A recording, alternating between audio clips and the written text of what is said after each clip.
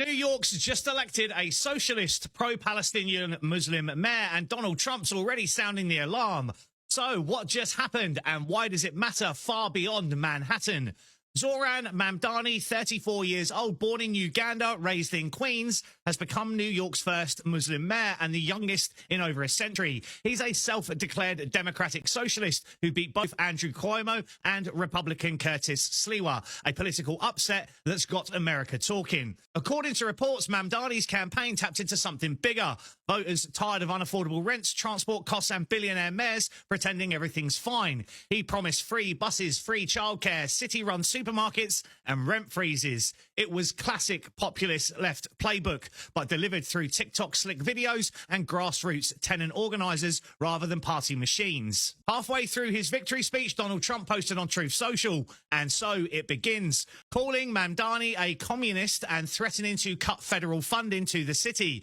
Critics argue that the move risks turning local governance into a national culture war, but Mamdani didn't hold back, telling cheering crowds that New York will show a nation betrayed by Donald Trump how to defeat him. He also promised to fight against the scourge of anti-Semitism, though controversy surrounds earlier remarks about Israel and the slogan "Globalize the Intifada," which he later said he would discourage. More than 1,100 rabbis signed a letter accusing him of fueling hostility, while Republican Congresswoman Elise Stefanik labeled him a jihadist candidate.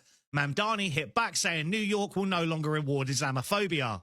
And supporters see this as a turning point, a young immigrant mayor taking on the system that created Trump. Critics warn it's socialism in one city that could bankrupt America's financial capital. Either way, the symbolism's huge. A Muslim socialist now leads the city that birthed Wall Street and Donald Trump himself. And Democrats, from Barack Obama to Sadiq Khan, congratulated him. Chuck Schumer called it historic.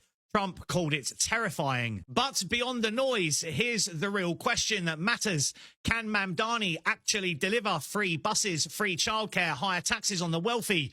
It's very easy to promise revolution in a campaign. Much harder to balance a $115 billion budget once you're in the hot seat. And one thing's clear, the ideological line between Washington and New York just snapped. Expect this to become a case study in how far America's political pendulum has swung and how hard it might swing back. So Zoran Mamdani has just scored a stunning victory on a platform that, at least by the standards of American politics, places him on the extreme left. There's just one catch. What Leon Trotsky might have scornfully dismissed as socialism in one city is not going to work. Instead, it will simply crush New York City. Tonight, it was not expected to be a victory. It was very Democrat areas, but I don't think it was good for Republicans. I don't think it was good. I'm not sure it was good for anybody. But we had an interesting evening, and we learned a lot. If you read the pollsters, the shutdown was a big factor, negative for the Republicans, and that was a big factor. And they say that I wasn't on the ballot was the biggest factor, but I don't know about that, but I was honored that they said that. But countless public servants are now not being paid, and the air traffic control system is under increasing strain. We must get the government back open soon, and really immediately. We have to get it up. We have the hottest economy we've ever had, and it's affecting the stock market now a little bit. It's time for Republicans to do what they have to do, and that's terminate the filibuster. It's the only way you can do it. And if you don't terminate the filibuster, you'll be in bad shape. We won't pass any legislation. There'll be no legislation passed for 3.25. We have 3.25 years. NYC Mayor-elect Mamdani, he went hard in the paint on Donald Trump. He told Trump, turn up the volume. He told Trump, come after him. He told Trump, if you ready, I'm ready. He's bullying Donald Trump. And Donald Trump's response is, Mamdani need to reach out to me first. See, bullies don't like when they get bullied. Now, Mamdani, I don't know if he's going to do everything he can say he can, but I love he's bullying Donald Trump. He's going hard in the paint. He must have learned from Jasmine Crockett. We love it. He's telling Donald Trump, NYC ain't going to stand for this mess, this foolishness, this craziness going on. And I agree with him. Mamdani is doing the right thing. He's saying the right thing, and he's making the correct political statement at the right time, in the right place for Americans. All Americans, rich, young, poor, does not matter, old, elderly, he's there for them. And he's telling Donald Trump, if you ready, come want some, come get some. That's what he told Trump. And Trump didn't go big and bad and blow him up. He said, well, Madame, you need to reach out to me first. Why? Because Donald Trump understands this man don't care about you, and he's ready to make a change in America. Zoran Mandami, you said that, you called him a communist. You said that if he won, you would take drastic action against New York City.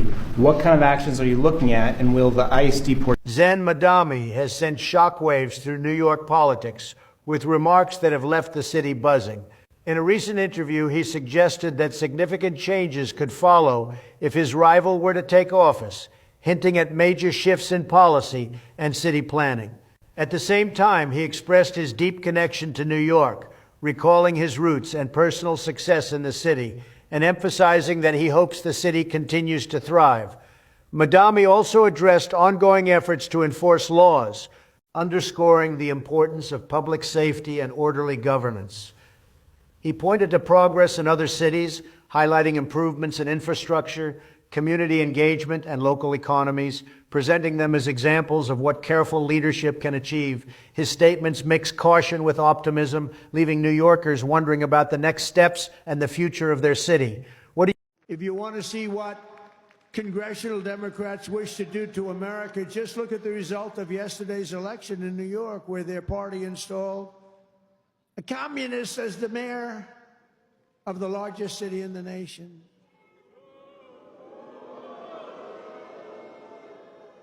Remember, I've said we will never have a socialist elected to any post in our country. I used to say that, and I was right. We skipped socialist and we put in a communist instead. That didn't work out too well. But as I've warned for many years, our opponents are hell-bent on turning America into a communist Cuba or socialist Venezuela, and you see what happened to those places. A big night for Democrats filled with history-making wins from coast to coast. Now, in New York City, Zoran Mandani, he did what few expected, defeating former Governor Andrew Cuomo to become the city's next mayor. Now, more than 2 million people cast their ballots in a race that began as a long shot. Mandani climbed from the bottom to the top of the polls to score an upset victory in both the primary and the general election. New York will remain a city of immigrants, a city built by immigrants, powered by immigrants, and as of tonight, led by an immigrant.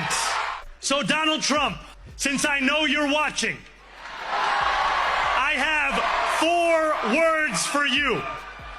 Turn the volume up. Yeah, Mamdani got a lot to say that he said he was going to do. He said it was going to be free MTA, that people going to ride the buses for free. Damn. He said he was going to create a citywide universal child care program for children 6 weeks to 5 years. Nice. He said he was going to do city-run grocery stores where people can actually buy groceries at wholesale prices. Yeah. He said he was going to do rent stabilization for people so their rent won't go up. He got a lot to do. So how long you think they're going to give him? How long is that? How long is the honeymoon phase? Because you know how people do. Like he gets sworn in January. They're going to want all this done by Black History Month. Y'all know that, right? Damn. I'm just telling you. Like, yeah. He said he gonna build 200,000 new homes for people. He said he promised people a lot. Well, he talked about that in his speech. He said there's high expectations, and he was going to keep all of those expectations and do everything. He said that last night. Not if Donald Trump got anything to do with it. Listen, I just want y'all to know that the government overreach from the Trump administration is going to be insanity. The White House tweeted out last night the New York Knicks logo, and it said, "Trump is your president." In the shape of the New York Knicks logo. Yeah. Like, did you see that? Yeah, I did. Like, Zoran is going to be Donald Trump's public enemy #1, for the next year, because he's going to make him the face of the Democratic Party and let everybody feel like, if this is what y'all go out and vote for in the midterms, y'all going to get this socialism. Watch. Y'all going to get this communism. Watch. He promised a lot. I hope he can come through with all the things that he promised. But he promised a lot. And let's see if he can make good on all the things that he promised.